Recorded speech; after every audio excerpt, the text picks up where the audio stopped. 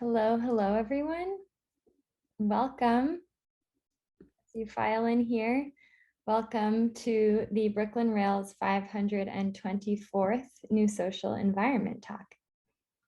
I'm Carolyn, the Programs Associate here at the Rail, and I have the pleasure and privilege of being your MC today for the conversation featuring Bill Jensen and Amanda Millet-Sorsa on the occasion of Bill's exhibition at Chime and Read. We're thrilled to welcome poet Zach Savich here to close today's program. Before we get started, the Brooklyn Rail acknowledges Black Lives Matter and that here in New York, we are on Lenape-Hoking, the unceded land and waters of the Wappinger, Canarsie, Munsee, and Lenni Lenape people of the Delaware Nation and Shinnecock Indian Nation. We encourage you to check the chat for a living document of resources and actions. Over the past 22 years, the Brooklyn Rail has undertaken a miraculous journey, bringing together in a single monthly publication, art, music, dance, film, theater, and literature, along with thoughtful social and political meditations. As a small nonprofit, we need your support. Your contribution will directly support our writers, guest artists, production staff, and operations here at the Rail. Please check the chat in a moment for more information and links to donate. And now to introduce today's host, Amanda, who will then introduce Bill. Amanda Millet-Sorsa is an artist, art writer, and arts worker based in New York City, who recently became a contributor to the Brooklyn Rail in 2021. Her work in oil paint, drawing, and printmaking is complemented by interdisciplinary collaborations and performance. This year, she completed a residency at Art Lead Her in partnership with the Monera Foundation at Mana Contemporary. Previously, her work has been exhibited at many venues, including, just to name a few, Shim Art Network, Socrates Sculpture Park, the Flux Factory, Art Helix Gallery, the Last Brucennial, and the NARS Foundation. So with that, Amanda, I'll turn it over to you. Thank you, Carolyn, and hello, everybody. Thank you for being here at the Brooklyn Rail at the New Social Environment. I'm Amanda Millet-Sorsa, and it's a pleasure to be the moderator for today's conversation with the artist Bill Jensen and the staff at the Brooklyn Rail, the core team behind its production. We have Charlie Schultz, the managing editor who heads the team of talented editors at the Rail. We have Nick Bennett and Carolyn Ferrucci, who work on the in the NSEs that we also enjoy. We have Louis Block, production editor, and Elizabeth Lothian, who manages the social media, Kathleen Colleen, who engages in advertising, and finally Cal McKeever, the fearless curatorial and production assistant to Fong Louis. And so we are here to discuss the work of artist Bill Jensen, who is originally from Minnesota and has lived in New York City since 1971, and more specifically in Williamsburg, Brooklyn since 1976. His work has been exhibited at major institutions, at the Whitney Museum of American Art, at MoMA and MoMA PS1, the New Museum, and Brooklyn Museum. And most recently, his work has been exhibited in an exhibition on the artist Albert Pinkham Ryder, whose work Bill has admired for many years. We can see Bill's work in the collections of the Metropolitan Museum of Art, the Art Institute of Chicago, the Phillips and Hirshhorn Museum collections in Washington, DC, Tate London, and the Walker Art Museum, among other major institutions. Bill's abstractions and oil paintings will be discussed today through his dedication to Chinese philosophy, summers spent in Italy immersed in Italian art, and his deep engagement with the potential of oil painting materials and even making paint by himself.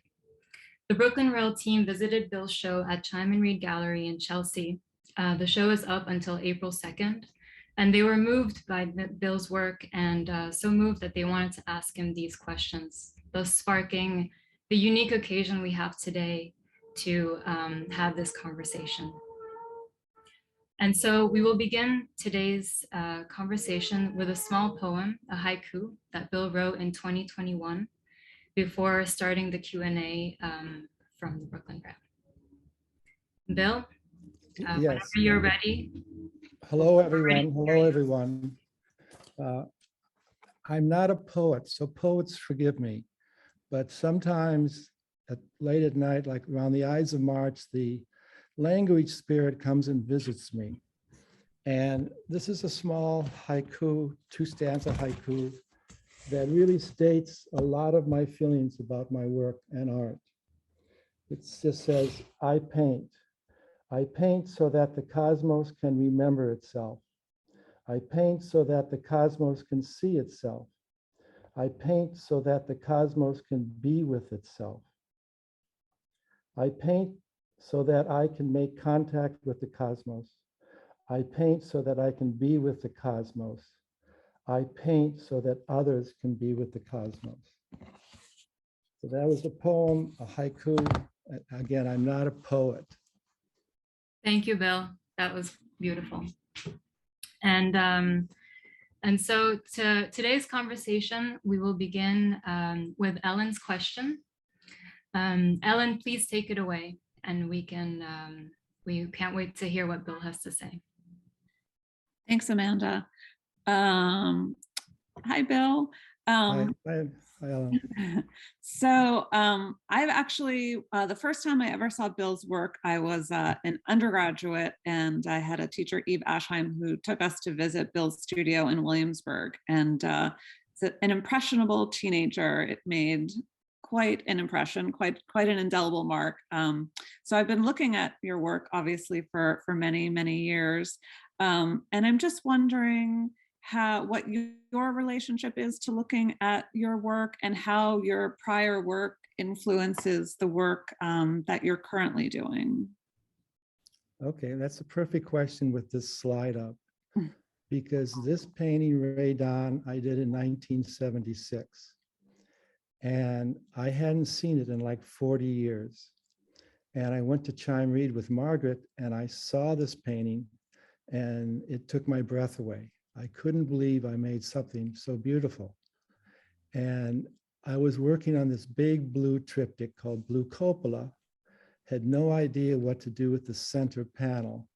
And I came back, and this image, which is a Nautilus image, became a mandala with the Indian yellow, and went right in the center of that big painting very successfully.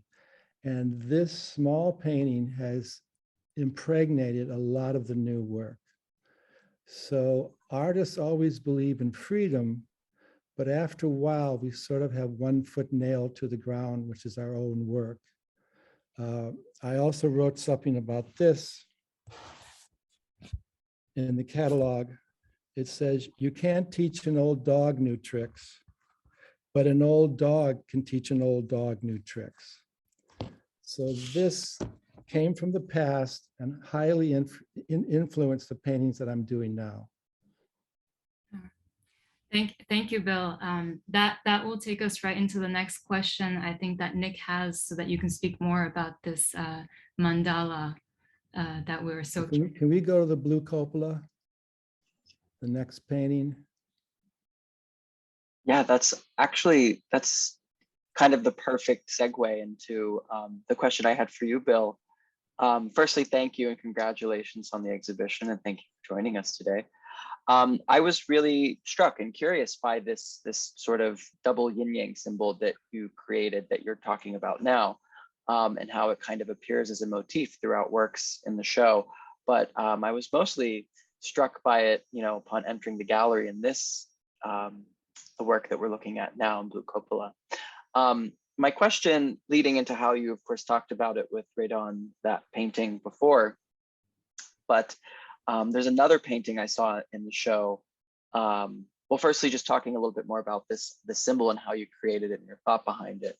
But there's another exhibition in the show that it pops up, and maybe I'll let you kind of talk about it more here, and then finish my question as it relates to the next work. So over to you, Bill. So the double yin yang came about, I mean, I've been obsessed by Chinese painting and Chinese poetry since I was a student at the University of Minnesota. And I took one course in Chinese painting from a professor Poor. And he put up the first Chinese landscape painting, and it just blew me away. I couldn't believe what I was seeing. And he was a fantastic teacher. So I've been obsessed about that since then. And I'm also severely dyslexic. So in the landscape paintings, a lot of times you'll have a Chinese poem. And Chinese poetics are very simple. There's a lot of space around each word. And I found out that I could actually read poetry. And I became obsessed about the poetics of Chinese poetry. The double yin yang, I don't know exactly where it came from. I know that the yin yang, I know all about that. But somehow I saw this image, which I doubled it up. So there's a white one coming in, there's a gray one coming around. So I actually feel that it's harmony in 4 directions: east, north, south, and west. And that just seemed to take place, needed to be in this painting, and then needed to be in other paintings. Can we have the vastness flowing image, please, so we can see the relationship? And Yeah. that kind of ties into the second part of my question, Bill. It's interesting to consider how you created this sort of symbol, you know, in that 1976 painting. And I'm curious about how it's evolved over time, because I loved how in this painting here in the upper left, how you have the symbol, you have 2 of them, and they appear to be either colliding into each other. I was thinking of like planets colliding into each other, or as in a inward way, or in an outward way, maybe like cells dividing or mutating. So I'm curious about the evolution and how you thought to kind of combine them in this particular painting. Well, quite simply, our son and his wife were going to have twins. So both Margaret and I started thinking about that and was very happy about that. And I doubled it up, which to me, they are separating. And it ties into the cycle of life that nature has, that I'm very aware of and concentrated in how nature works. I look at nature not to copy it, except to see how it works and try to emulate how it works. So you have things coming out of absence and emptiness, going into presence, maturing to a point of plenty or harvest, and then fading back into emptiness, only to come back again into presence. And that I see in nature, and I try to work exactly like that. So this is like the cells dividing. Yeah. And so I think, Bill, you also were talking about something about the landscape and perhaps a connection to the Grand Canyon. Well, you know, when I was a child in Turtle Lake, Minnesota, I had many, many very powerful epiphanies with the young forest around Turtle Lake and with the lake. And they were as powerful as looking at the Grand Canyon. The reason I use the Grand Canyon as an example is, if you've ever been there, it's flat. You drive up, you see nothing, and then you look over the edge, and the awe, the power of nature is ripped open so you can see it. To me, I get picked up by my shoulders, my heart starts beating, I don't know what's happened to me. I'm being shook by this presence of how nature works. And I use that as an extreme example of an aesthetic experience with art, because I had that. And then when I was in the 7th grade, my art teacher from rural Minnesota took us to the Minneapolis Art Institute. And there were 3 paintings in the room. I wandered off by myself. I came to this room and I was again thunderstruck. I had another very, very powerful epiphany, just like I was having with the rural scenes around Turtle Lake. But this was with 3 paintings, a Max Beckmann triptych, a Soutine hanging beef, and what I thought was an abstract painting by Clifford Still. I stood in the room and I was completely shaken by this experience. The emotions seemed to be floating in the room. They didn't seem to be tied to the walls. And after I calmed down a little bit, I thought, how can this be happening to me? This is the same powerful emotion I was getting from nature around Turtle Lake. But this is just paint on a canvas. How can they do this? And I think at that moment, after I calmed down, I said, this is what I'm going to do. I'm going to somehow try to do this, not knowing what an artist was, not knowing what they did or how they did it. And I mean, it took me a long time to get there, but that emotion, similar to the Grand Canyon, is what I keep thinking of and keep close to in my emotions when I paint. There are other emotions you can have which are very subtle with art. You can have this very ethereal feeling, which sometimes you don't even know that you're having this feeling, and you walk away and you are changed. You feel better, you feel more optimistic. What is happening when this is happening? This is something I've been obsessed with all my life, trying to make things that possess this, and then trying to understand exactly what this is. And there was something very strong that you said about presence and absence, and the absence of presence, which kind of ties us to Carolyn's question on the same topic. Yeah, it's amazing you said that, because when I was looking at these paintings, specifically the moment where the line of the circle leaves the frame, I thought about presencing and absence, just as you said. So I was going to ask you to talk about the presence of absence in your work, which you just did. I don't know if you have anything else to say about that, maybe in relation to the circles.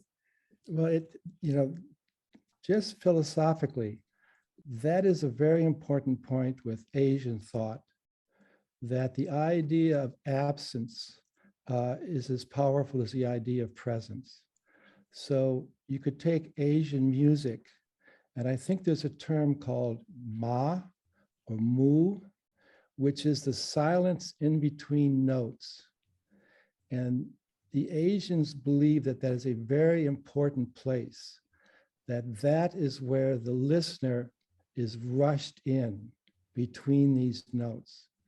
And that the composer who there's a Japanese composer who was talking about this. He said, Westerners have a very hard time with this, that he feels the only Westerner that really understands this ma or mu, this emptiness, is Glenn Gould. And I think it comes from that Westerners have a difficult idea with the idea of emptiness, that emptiness is not empty. Emptiness is where everything will go to just be reborn into presence. So I think that it's difficult for us to understand that. And I think it's a very important point for me in painting too. I mean, Andrei Tarkovsky, the great filmmaker whose films I love, he's known as the film director that did the long take, started the idea of the long take. And he said, the longer the take goes, the more the viewer stops thinking it's a film and becomes part of the film. So, and if you see Chinese landscape paintings, there's so much emptiness that's important, that's as present as presence. Yeah, no, that's an important point to understand your work and your relationship to Chinese philosophy. And I believe, Caroline, you have a follow-up more specifically. Yeah, I'll go back, oops, just to this one. I noticed a lot of them, of the paintings in the title, it said for Wang Wei. And I wondered, you talked a bit about this before in school, but if you could talk about your relationship to Wang Wei specifically. Well, in Professor Poor's class, I had taken Renaissance art history a lot in college. And basically the teacher just wanted us to kind of throw up what he said about the paintings. And after a while, I was sort of bored with that. And I took this Chinese painting class, and Professor Poor came in and he said, well, if you know the artist, that would be great. If you can get within 200 or 300 years of when it's made, that would be great. He said, the most important thing that I want from you is, what do you feel about the painting? And there are many, many artists that he would show. The one artist who stuck with me the longest when I came to New York was the name Wang Wei. Because again, I am severely dyslexic, so names, Chinese, a lot of things are very difficult for me. But Wang Wei he's like a great Chinese painter, at the same time, a great Chinese poet.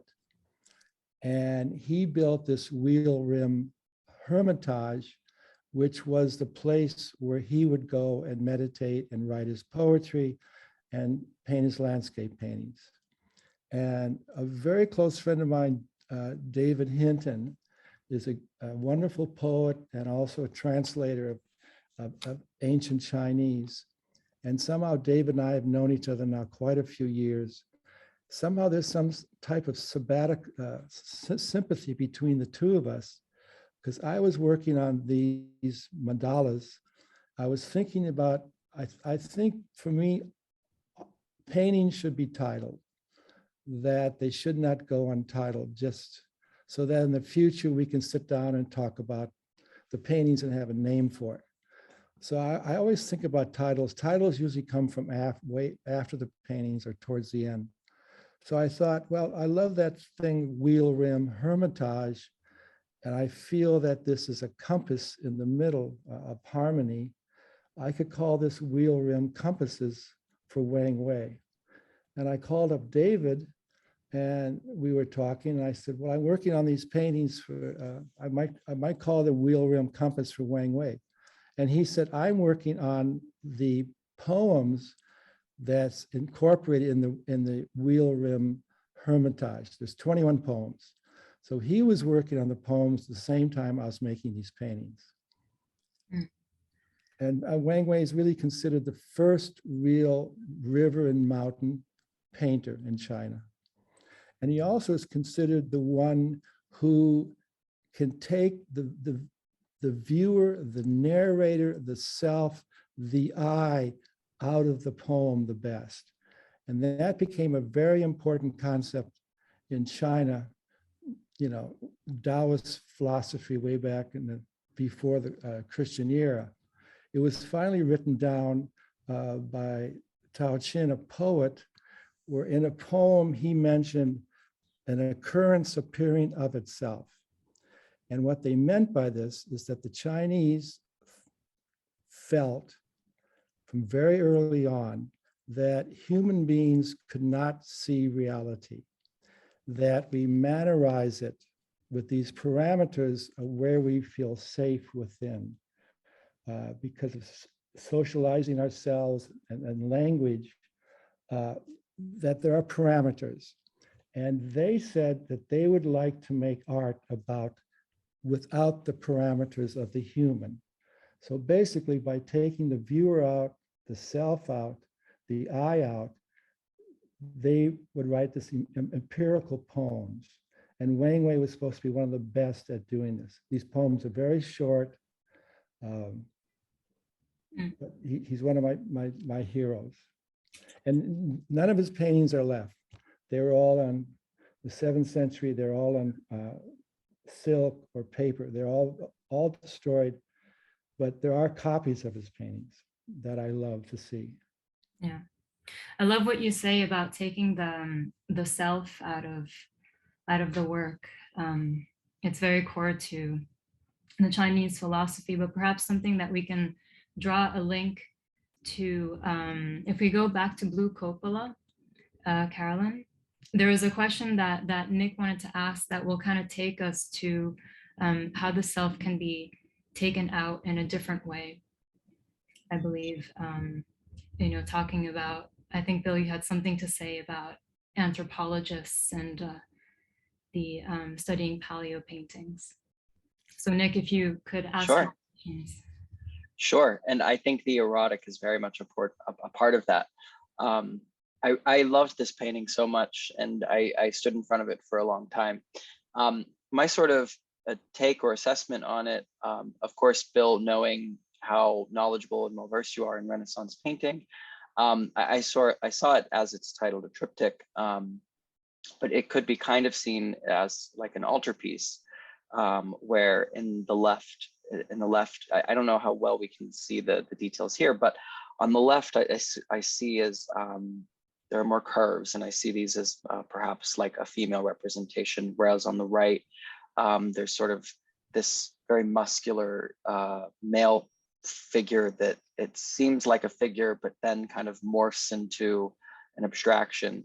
So I very much see bodies, but also these biomorphic abstractions. But I also, see in the center a sort of synthesis of these two, with the symbol you've already talked about, sort of a merging of like a male and female or these two energies. So going into my question, in these forms, they as the press release kind of talks about references to Michelangelo and the Last Judgment. I'm curious, Bill, when you're building these forms, how much you have bodies in mind, or if bodies or this erotic quality to bodies, if that somehow is a part of how you build these shapes. Well, I mean, the study for this painting comes from a section of the Last Judgment in the Sistine Chapel. It's the section, they say it's struggle of good and evil. Angels are pulling people up from hell. They're throwing people into hell. I first saw the painting in the 80s, and I was thunderstruck by this one section. I don't know why, but it was just, I was obsessed by it. And, Michelangelo is known for being very corporal, all the muscles. He puts muscles where there are no muscles. And I've seen the painting probably 20 times in the Sistina. And I have a book that the Japanese did on all the works of Michelangelo.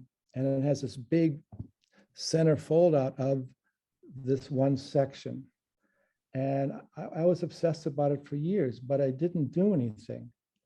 And then I went up to Vermont to see our son, we rent a little A-frame, and I had my books all there.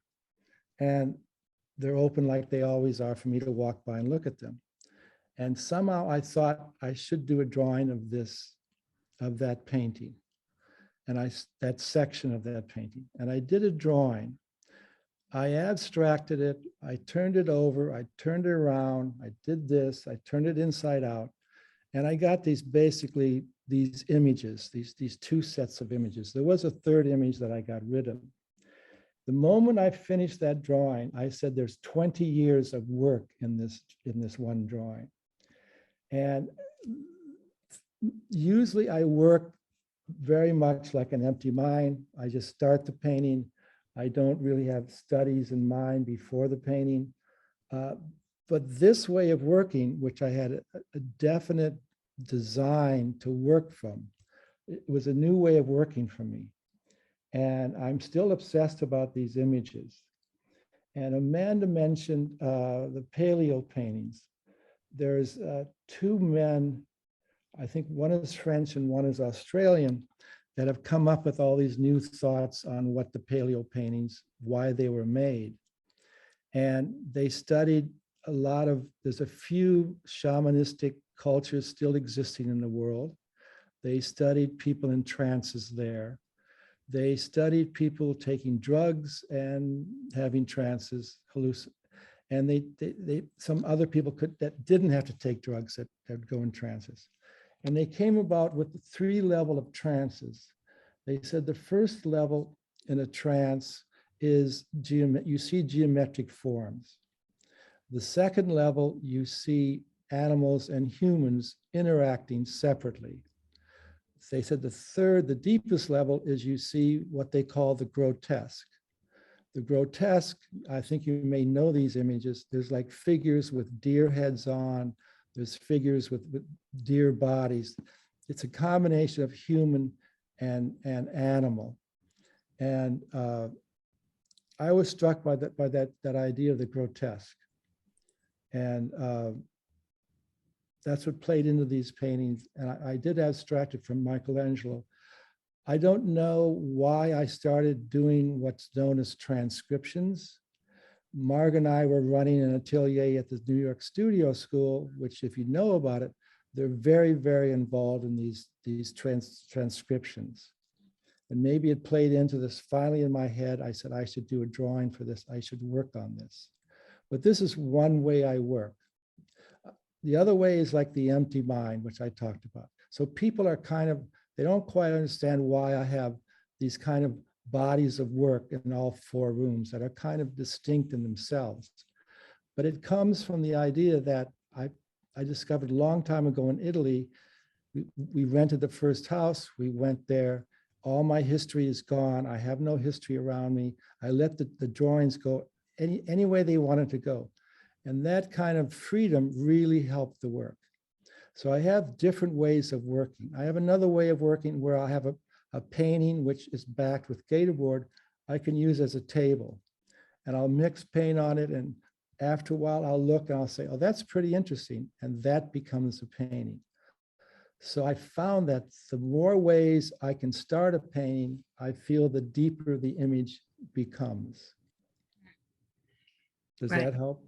Yeah, that helps absolutely to understand how the morphing and the abstraction of the figures come together. That was really beautifully said. And also the handprints came from these anthropologists, which I felt was very interesting. They said that the Paleo paintings were done in the deepest, most dangerous parts of the cave.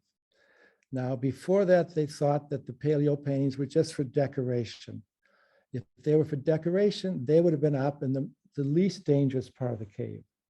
So there's some reason why the shamans went in the deepest part. Then they thought that the old theory was they were hunting scenes. Well, they found out that the animals that they had in their scenes, they didn't hunt. So they thought, what is this about? And they thought that the Paleo people saw the earth as a mother, as a very fertile mother. And the caves that went down were the uterus of that mother. And down in the bottom of these caves, the shamans would touch the wall to see if the membrane of the mother would accept their image. And that they were accepted because the handprints are all around the paintings. They're not just signing, I'm here, I sign my name. They also feel that the tribe needed to go down in the deepest part of these caves to experience the same thing that the shaman experienced, which was they would experience the other world. There was a world on this side of the cave wall, but there was a world on the other side that was very important for the tribe to sense and to feel for the well-being and balance of the tribe. So I thought those ideas were very, very interesting. Yeah, that's incredibly poignant and helps us understand the handprint better in the series of Bitter Chance, which perhaps, Carolyn, we could see on the screen. In that sense, you did mention that your work is in has these different approaches to it, and I think, Louis, you had a question about that. Would you like to ask Bill so that we can be sure? Yeah, if maybe we could go to the Sista slide, which I think you were just on. Yeah. Mhm. So Bill, I was struck by this painting, particularly in the gallery. I feel like I'm mostly drawn to the materiality in your work more than the gesture, but this one I was really fascinated by the gestural elements. And since there's also a handprint in this one, I was wondering, and it seems that the underpaintings have been rotated and are mirror images. I was wondering if you ever use your non-dominant hand to paint, how often you rotate canvases when you're working on them, how they sort of become fixed in a particular direction, how you make that decision. You know, for one thing, I will use both hands, but not a lot, because I don't want to cross my face when I'm painting on the left-hand side of a painting. And I am sort of ambidextrous, but I don't do it a lot, but I do it. I think Ron Gorchoff made an issue of it. Wonderful painter. The mirror image was set about with the underpainting are these pastel quadrants, which I'll start out putting them in, not knowing where they're going to go or how they're going to go. Then I'll start setting up, being interested in one panel or two panels. And I've done this mirror image with other images in some of the big triptychs, like a reflection in water.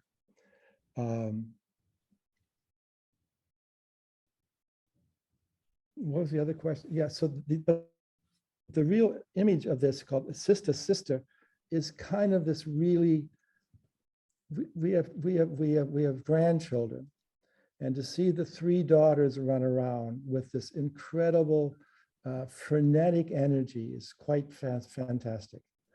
And I think I captured some of that energy in this diptych.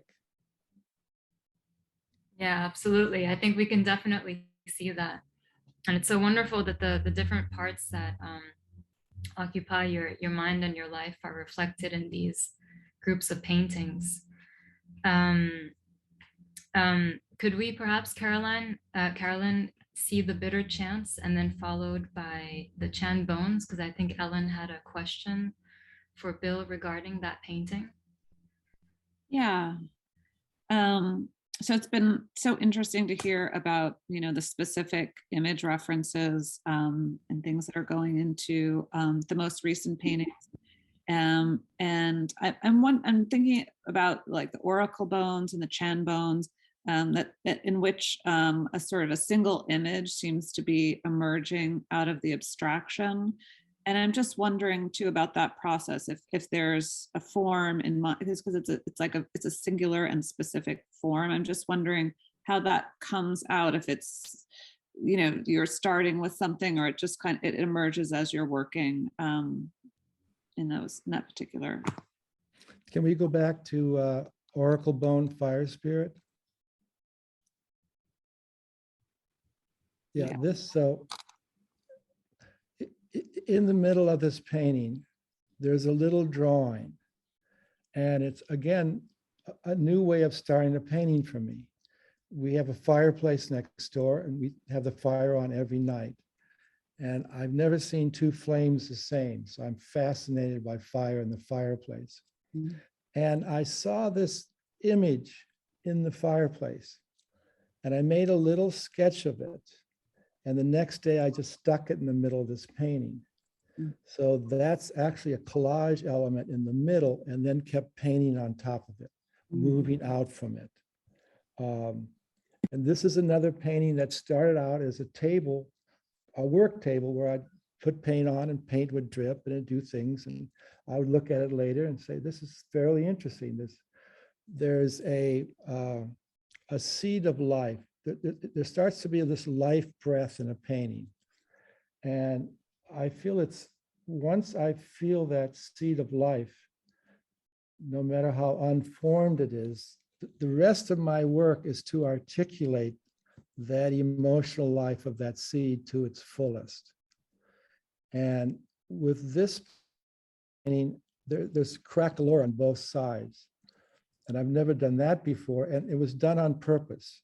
You put a saffron ground down, which is very slow drying and actually never really dries. And then you put a Damar ground on top, and after a while, they crack.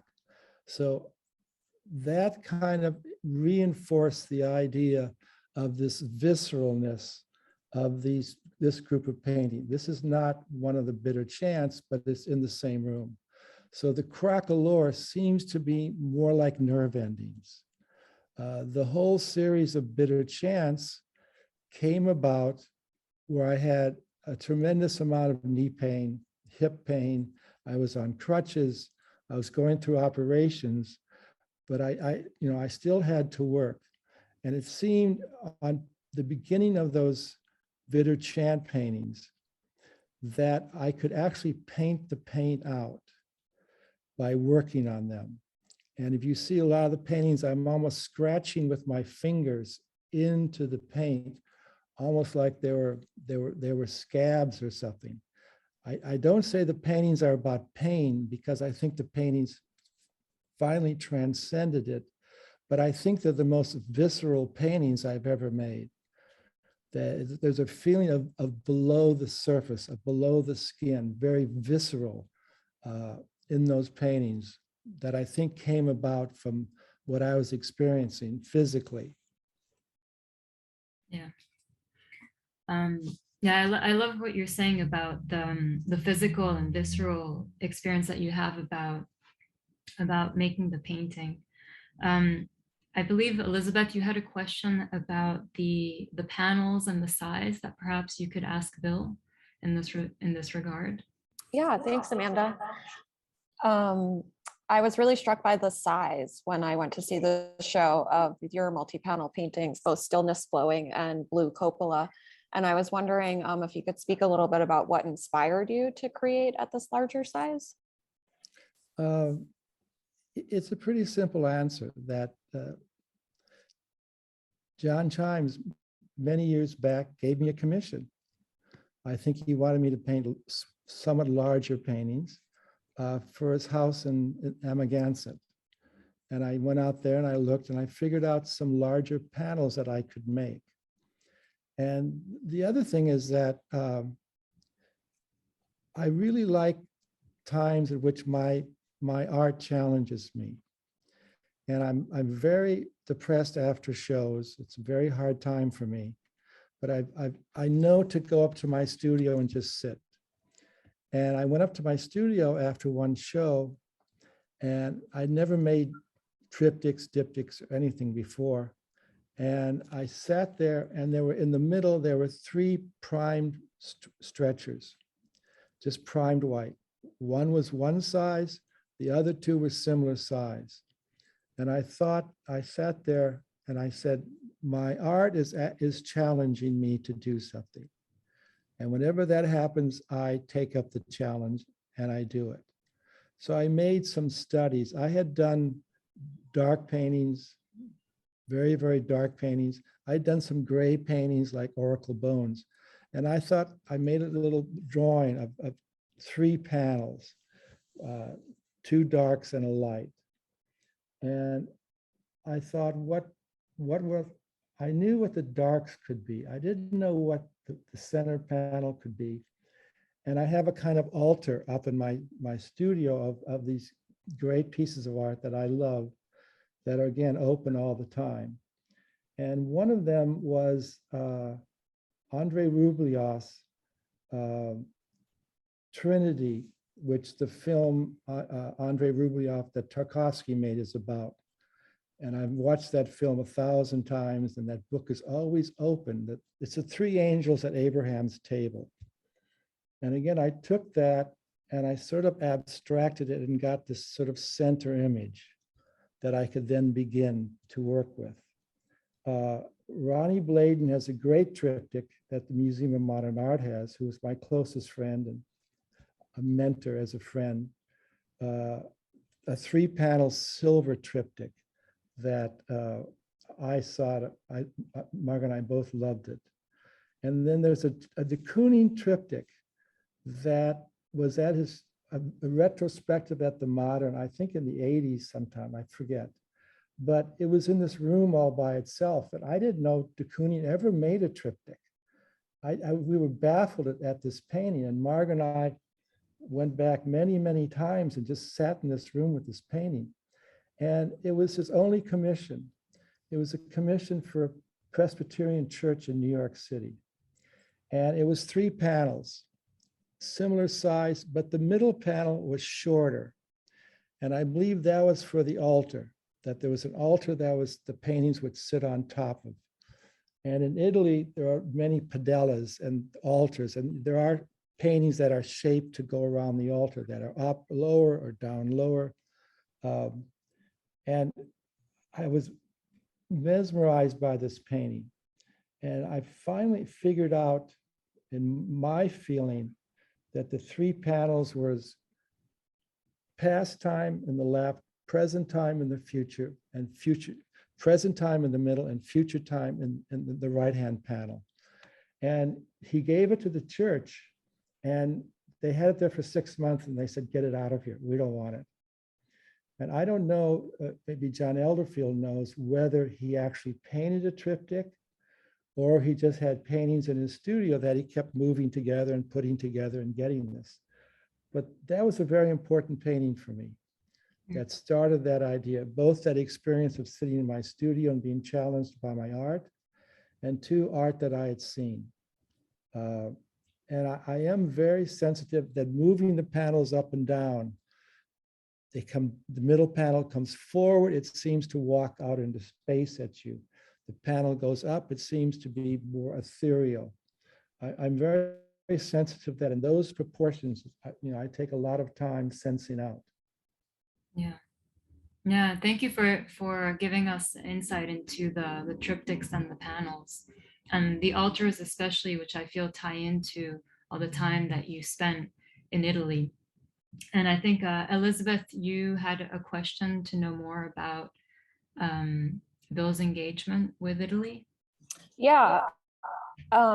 I really saw the thread between Blue Cupola and the transgressions diptych call to mind seeing Michelangelo's The Last Judgment. And then I've read that you've spent a lot of time in Italy, which you've spoken about a little this afternoon. And so I was wondering, if you could share a little bit more about how spending time in Italy around such beautiful works like those has informed your own works. Right. I'll talk about that in a minute, but there's another important painting in the Blue Cupola. Clemente Orozco is another god to me, the fresco painter, the mural painter from Mexico.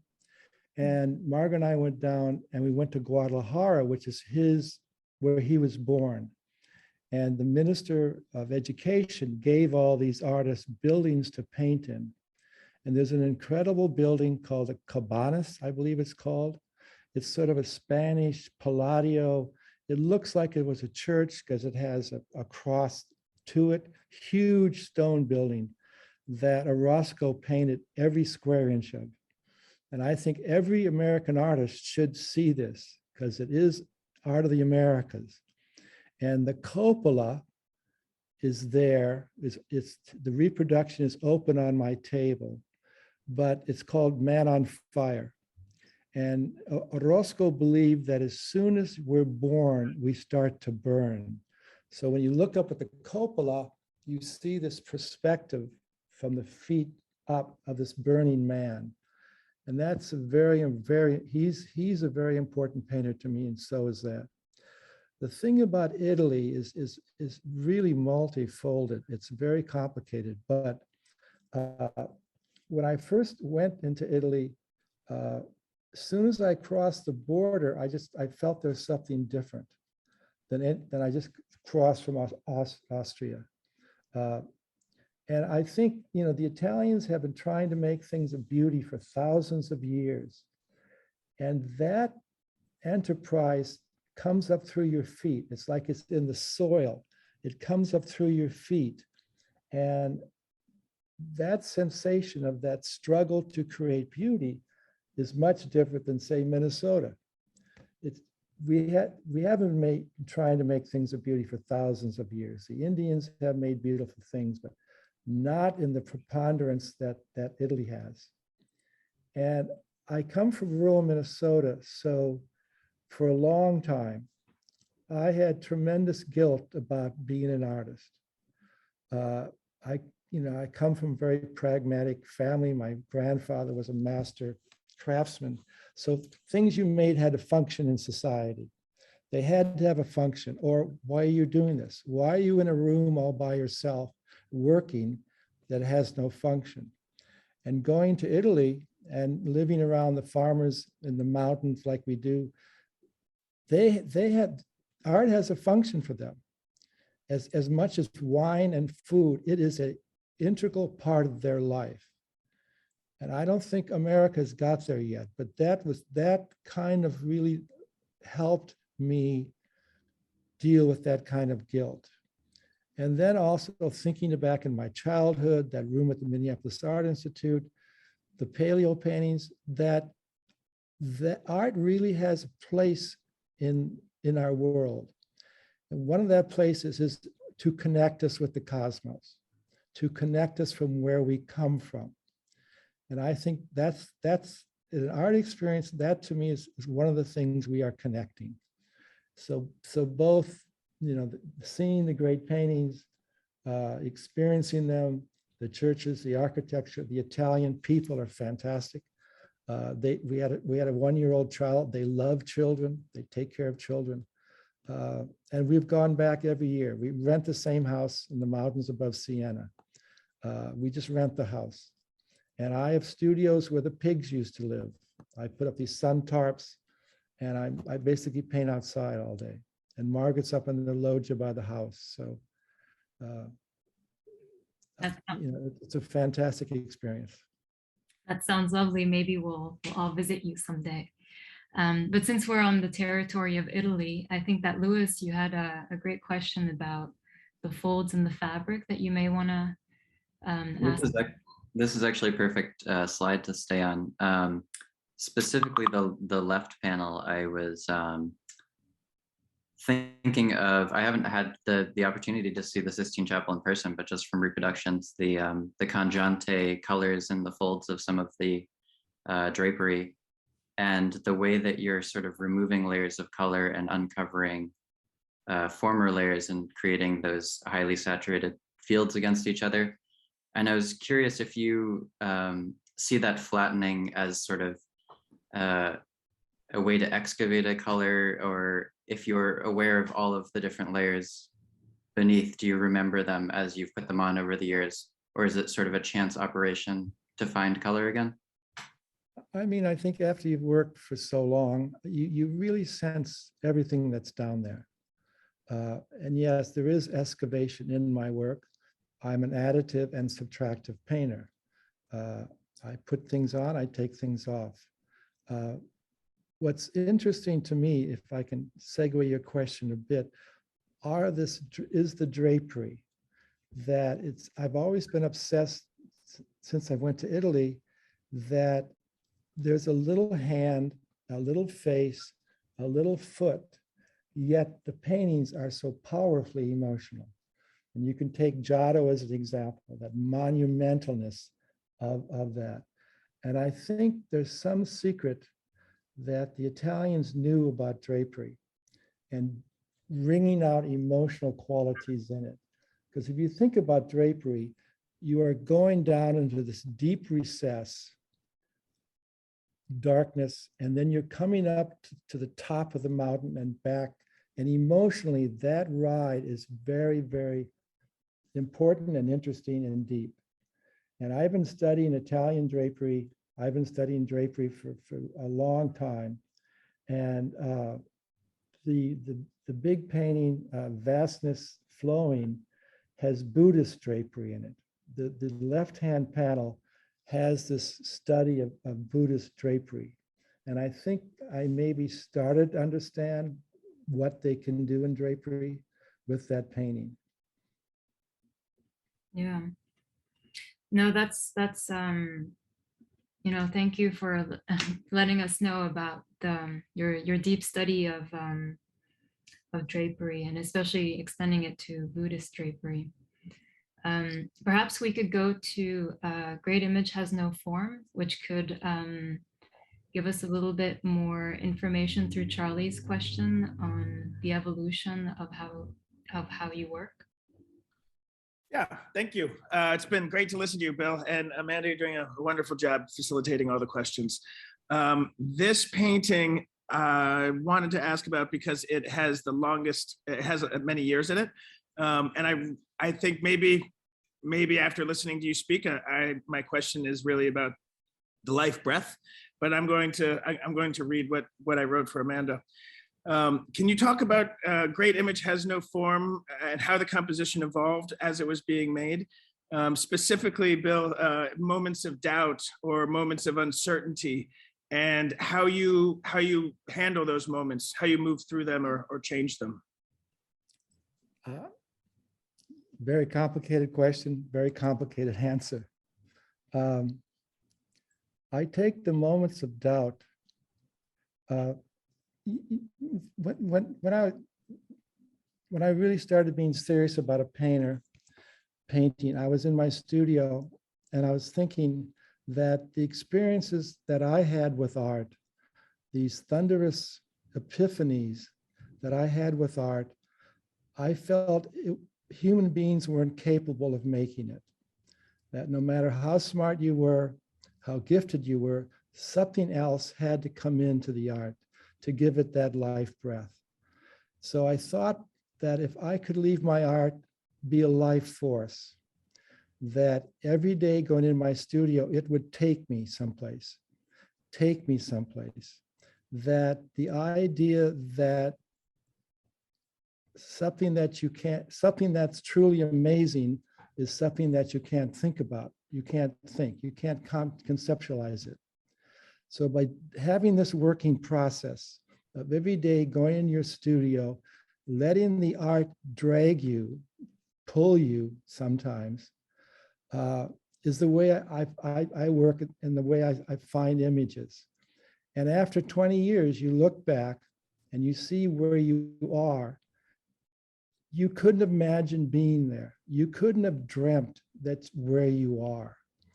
So that, I think, but in doing that, you have to have a high tolerance for embarrassment, because a lot of the paths that you go through will look really embarrassing. So you have to have a very high tolerance for embarrassment. You also have to have a high tolerance for anxiety, because most of the time you really don't know where you are. And that high tolerance for anxiety, the high tolerance for embarrassment is part of that working process. And this painting evolved over a long time. It was a tabletop again that started out as a tabletop. And then I think I heard that Titian did this too. That Titian would put on these big, huge areas of white, maybe a white lead or something. Then he'd turn the painting, face the wall, and he let the painting dry. Then he would turn it over again, and he started to almost physically carve, almost like you do clay, the image that he was painting. So a lot of this is finding the image by carving. And the other thing that I think is important to talk about as a painter is another one of my gods is Myron Stout. And Myron Stout, who I met, I knew a little bit. I loved his paintings. He really taught me the idea of atomic painting. He said you had to paint every single molecule. And Mark and I went to Provincetown and we went in his studio. He couldn't see that well anymore to paint. So we're sort of frightened to go into the studio. We went in the studio and the paintings are black and white, white and black. And there was this painting hanging on the wall. And I said, Myron, that's beautiful. He said, it's not finished. I said, what do you mean it's not finished? It's a beautiful painting. And he looked, he said, close off the left-hand side and look. And I did that. He said, now close off the right-hand side and look. He said, you see, it's not finished. The way he would breathe the shape, he would paint it in, he'd paint it out. The articulation that he would have to that shape created the life force in that shape. He called it atomic painting. I love that concept. You have to paint every single molecule. And that's what kind of sort of happened in this painting. The title, A Great Image Has No Form, comes from Lao Tzu, which was a great Taoist philosopher who wrote the Tao Te Ching. And in there, he mentions that a great image has no form. What he means by this is a great image is something you can't put your finger on. Iconography is what you can put your finger on. A great image is one that you can't put your finger on. It stays mysterious. Every time you look at it, it reveals something in another way. It unfolds in another way, which I think is important in art. Yeah, that's very powerful, Bill. Thank you. And perhaps here we could segue into Cal's question. Cal, would you like to ask a question, please? Sure. Thank you, Amanda, and thank you, Bill. This has been really, really wonderful. Walking through the show, I was struck by a feeling of brooding intensity and also exuberant joy all throughout it, and sometimes even synthesized in the space of one painting. I was wondering if you could speak to that, and also if you might accept that those are poles of a spectrum. Where are you these days? Well, I think, Rothko was quoted as saying he saw some painting in Europe or the Far East. It was a deposition, I believe. And he said it was a perfect combination of sorrow and optimism. And he said he would like his paintings to have that in there. And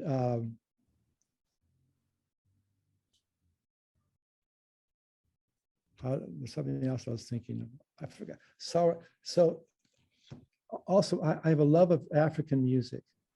And the music I love is from the West Africans, Mali music. And Mali music seems to have that blend of sorrow and optimism at the same time. I think it's a very important. I think that the realms of emotions that painting can have as they unfold is very, very important. There was a Russian icon at the Metropolitan sometime in the late 70s that I became very obsessed by. It was a Hermitage show. It was called The Savior of the Fiery Eyes. It was, maybe 30 by 40 inches. It was the head of Christ. All the gold leaf had flaked off. And I became so obsessed about this painting, I'd see it maybe, 5 times a month. And I would call up my friends and say, you've got to see this painting, my painter friends. And they would meet me at the Metropolitan. I would take them upstairs. I would show them the painting. Artists said I acted like I owned the painting. I was so obsessed about this painting. And I was working on it, and I was working on another painting that I thought I was seeing something in the icon that would help with this painting. So I started scratching lines, radiant lines out of this image. And I asked Jake Berto to come up and see the painting, the Savior of the Fiery Eye. And Jake came up, and we went upstairs together. And I went in and looked, and there were no radiant lines. I had no idea where I was getting this from. And then Jake stood back by the door, and he said, I said, what do you think, Jake? And he said, well, every time, so where did I leave off? Okay. Hi, Bill. Thanks for coming back. We had terrible computer problems. I mean, I was not born with a computer on my lap. I come from end of World War II. Yeah. It was a question. It was Where did I stop off? It was the question about where your paintings are both brooding and joyful, and you talked about you were talking about Western African music and your relationship. But didn't I talk about the Russian icon? Did you get that part? Perhaps we skipped that part. Yeah. But please feel free to. Icon in that. Sorry. Do you get the part about the Russian icon? Yes, we heard about the Russian icon. At the Met. Well, I mean, what I wanted to say about that at the end is I saw that painting many, many, many times. And every time I saw it, the emotions were different. That painting unfolded all these complicated emotions every time I went to it. So one day it would be very stern and very, very serious. Next day it'd be very generous, very open. So I think in an art experience, in a great art piece of art, it unfolds over time is very, very important. Yeah, no, absolutely. And perhaps in that respect, we could go to Hush Mountain for Ron Gorchov, and Charlie had a question in regards to that. Yeah, thanks, Amanda, and thanks again, Bill. I just wanted to hear you talk about Hush Mountain for Ron, what the process was like, and what your relationship with Ron was like, and if anything was revealed to you about your friend in the process of making the painting. It started out to be a dark painting. I do these dark paintings. I also learned that I have to do color paintings at the same time. I kind of thought about Rothko. Rothko kind of didn't make it through his dark paintings. It kind of gets the compression in the dark painting gets very, very pessimistic after a while. So I always have these light paintings going. So I was working on this dark painting. I knew Ron was sick. I didn't think about Ron directly when I'm working on it. And then I sort of put these two marks in, and I sort of stuck my left and right hand in each of the marks. And I think Ron had passed away when I did that. And I thought, this is a painting for Ron. He's passed away, he's left. This is some of my memory of him within this painting. Now, I met Ron Gorchov when he was a visiting artist at the University of Minnesota. I had a great teacher named Peter Busa, who was the head of the graduate school, was an abstract expressionist, was an incredible painter, wonderful colorist, very smart man. And he would bring out all these very active visiting artist programs. And I think that Michael Goldberg was there as the semester visiting artist. And then he brought out Ron Gorchov. And Ron came out, this very tall, very hulking man, very smart, very provocative. And he did a lecture at the university, in the art school, the University of Minnesota. And Ron couldn't believe this, but I remember the title of his lecture was Continuous and Discrete Painting. And he started showing these slides. And basically what his idea was that there's some of the most interesting painting that was being done in New York was the combination of discrete, which is one area of color, against continuous, which is a modulated area of color. And he started doing this lecture, and the art professors, not Peter, but other people in the program, there were teachers there, full-time teachers, got so upset. And they started criticizing Ron for not bringing out the real paintings. How dare you come out here with slides? It got to be this riot. And Ron couldn't finish his talk. And I sat there and I said, I never want to be an art professor. This is terrible. I'm never going to be one.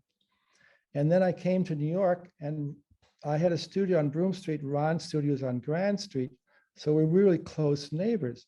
And there was this group of young artists, David Reed, Alan Surratt, others of us, Judy Rifka, they were like around Ron. Ron was the guru. And Ron loved young artists, and it stayed to the end of his life. When he was in his 80s, he was still the guru for young artists. They were always around him. And I thought that was fantastic. And he's a beautiful painter. I own one of his paintings hanging above our best. I say good night to Ron. I say good morning to Ron. Thank you, Bill. Yeah, that's beautiful. Thank you, Bill. Thank you for giving us the chance to see and experience your work. You know, we're very lucky that you chose to share that with us today. And You're welcome. yes. You're welcome. Thank you. And so this concludes the questions from the Brooklyn Rail's end, and we're happy to take questions from the audience. Yeah, actually, we're gonna start with our very own Kathleen, if that's okay. Kathleen, go ahead and unmute and ask your question. Okay, yeah. Can you hear me?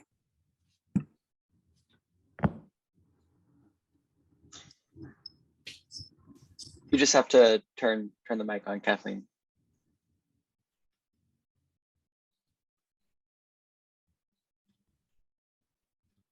Thank you.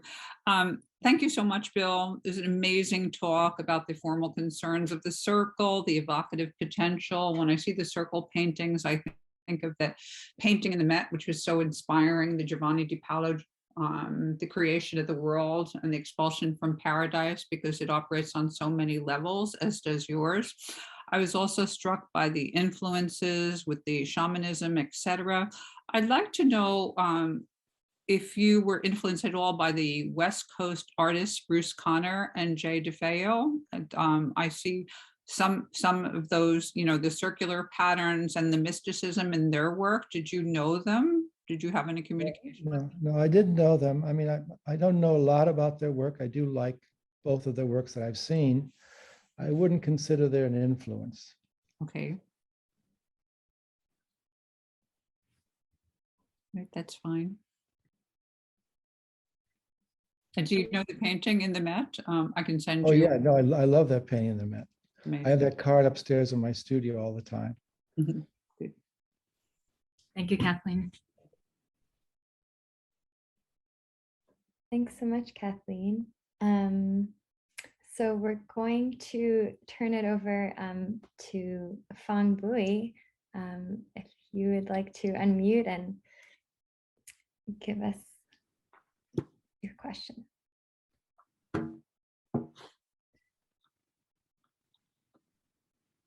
Yeah, no question. Just simply congratulate Bill for his always been very deep in thinking about art and generous in his spirit, and an old friend, mentor to the Rail too as well. So I just wanted to, you know, send my congratulations again, Bill, and thanks for being who you are, and Margaret, who both of you have been so invested in supporting the Rail since the very beginning. And that benevolent gesture is extended here to our young team here at the Rail. I know it meant a lot to them because they all made effort to see the show separately. So this is really a beautiful gesture. So I just want to thank you. And let's hear from our audience. I'm sure a lot of friends there, so let's go ASAP to them. Thank you. Back to you, Carolyn. Thanks, Fong. Thanks. Yeah, so in the chat, I think we got a missing piece that was disconnected. What did Jake Berthot say about you scratching the painting when looking at the icon at the Met? Well, he stood by the door, and I went up and looked, and there was no radiant rays coming out of the head of Christ. And he stood there. I walked up to him, and I said, "What did you think?" He said, "Every time a person walks in the room, a ray comes out from the painting and greets that person." And I said, "That's where I got those lines."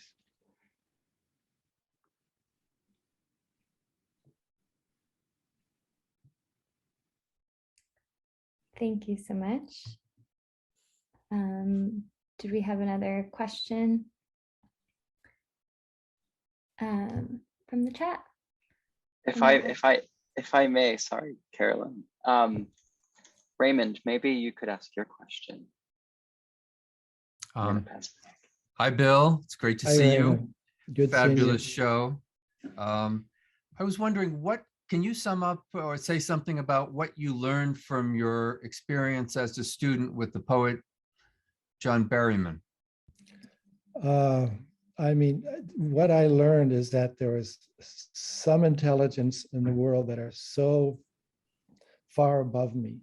I really didn't understand hardly anything he said, but I was just so captivated by the amount of enthusiasm, depth, passion. You know, he was so far above my head. But I also was a bartender at this bar called the Mixer's Bar, I think it was. It was like an African-American black bar up by and he would come in there, and you know, he was drinking at the time. And his reading of the poetry was fantastic. T.S. Eliot, he's just fantastic. The thing that I had when he committed suicide is that he jumped off this bridge that connected the University of Minnesota with the West Bank and the East Bank. And it kind of was a symbol to me that the university, his experience had killed him because he jumped off that bridge. And I heard about it when I was back in New York. And I mean, from as much as I could understand about him, I really loved the man from a distance, from a student. And I was really struck by his suicide in some way against academia.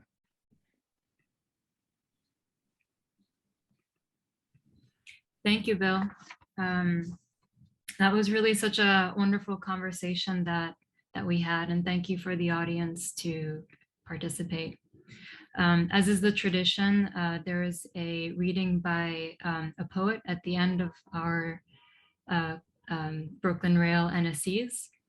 And so, Carolyn, if you could please introduce us, and we're all in for a treat. Thank you. Thank you all so much. So yes, we have poet Zach Savich here with us. Zach is the author of 8 books of poetry and prose, including the poetry collection Daybed from Black Ocean and the memoir Diving Makes the Water Deep from Rescue Press. And he teaches at the Cleveland Institute of Art. Thanks so much, Zach, for being with us. Hand it over to you. Gosh, I've been taking notes, like probably many of us here, for the past over an hour, feeling it in my hand. Bill, thank you so much. So fascinating. Thank you to the Rail for putting this together. I feel humbled, honored to offer whatever feathers, pebbles, and breezes my poems can. I'm going to read some new pieces in light of the topics that just came up, and I think you might hear some resonances. I wish we were in the same place and could continue the conversation longer. These are poems to me that I think about in terms of how the conditions we need to think about the most can make thinking difficult. They're about how, what language can we stand when we can't stand language, when it seems like language is nothing. In line with some things Bill said, I think about them in terms of when you don't know enough to decide, how do you decide? And there can be an ethics of simply deciding to see. Bill started with his poem where he said, I paint so the cosmos can see itself. So I'll try to activate some of those hypercolors with these. So I'm just going to read 3 or 4 poems. I hope they have a sense of afternoon in them and into your afternoon. The first one is called Garden Party. The suits we made to endure the unendurable fire could not. The suits we made to endure the unendurable fire could not. So we made them prettier and for longer. Feathers and fur in barbed wire do not soften it. I bend the barbed wire true. I balance the nail in a hole already in the wall. I cook on low to heat the house, snow worn in the path to the wood pile, flowers first in the path to the wood pile. Full is a color. There is no restoration, only rest for what is. The compass needle refines until precision blurs. Who would blame fern armor? Who would blame a cardboard harmonica? To say it and it won't become information. Ethics meaning don't summarize. Here is a birdhouse. Here is a birdhouse for no bird. Here is a birdhouse for no bird that has ever before felt at home enough to appear. A question is understanding. A question is saying yes. The circuit burns out as soon as it fires. It can fire for a while though. I left the ladder in saplings. A decade later, I saw it between the music aloft. Do you like this music? I like music. Lightning broke the angel's trumpet off at the wrist. The mouth appears singing. Leaving your house, even the cut grass smelled of basil. I built the chimney around the tree. Like that, you said, like what? Just all of it. Rainwater in the roof tarp, it's not for drinking. And death was a house a little bee could hide with one wing or one ant in a vein. I'll just finish there. That's a good spot to stop. Thank you all so much to the Rail and to Bill and for filling the afternoon with so much today. Thank you. Thank you. Nice poem. Thank you so much, Zach. That was beautiful. Thanks. Thanks for being with us. I know Zach has to go, but just a few closing remarks here. We'd really like to thank you, Bill and Amanda, for such a special event today. Thanks for taking our questions. We'd also really like to thank Stephen and Christopher and everyone from Chime and Read for helping make today possible. And we encourage everyone to view our archive of these conversations on our YouTube channel, where we'll upload today's conversation shortly.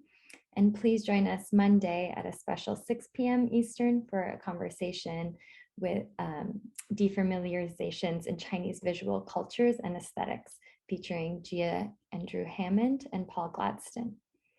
And we will conclude with a poetry reading by Jennifer S. Chang. You can now turn on your microphone and say goodbye as you leave. Thanks. Thank you so much, Bill. Thank you. Thanks, Bill. Thanks, Amanda. Thank you, Zach. Good talk. Thanks, Cal. Thank you, guys. Thank you, Rail team. Thank you, Amanda, Thank you. so much. Thank you, Amanda. Thank you, Bill. Bill. That was Thank you. great. Thank you. It was a great Thank conversation. you, Bill. Bill. Yeah. Thank you, Right on. Amanda. Right Thank you, on. Nikki. Thank you, Thank Carol. you, Bill. Thank you, Amanda. Well done. Hi, Fong. Ellen, yeah. Hey, like, hey, you guys. How are you? Hey. Hey. Thank you, thank you. Thank you. Fong, Thank you, Bill. Amanda, the Rail, and Bill and Margaret. Oh my God, look at that. People are walking. Sam Messa's walking to see the show, Bill. So cool. Yeah, I'm sorry I missed the opening, Bill, but I can't wait to go spend time there. Okay. Thanks for going. Sam, go see Thank the you. show. Thank you. Bill, we love you, Bill. We love you, Fawn. Jesus Buddha. Jesus Buddha. Jesus Buddha. Bye. Let's go. Bye. Thank have you, fun. everyone. Thank you. Bye. Bye, Bill. Thank you. Bye-bye. Bye. Amanda. Thank you, Bye, Amanda. G. Thank you, Have a great Bill. weekend, Bye. everyone. Take care. Amanda, Nikki, great job. Ciao. Ciao, ciao.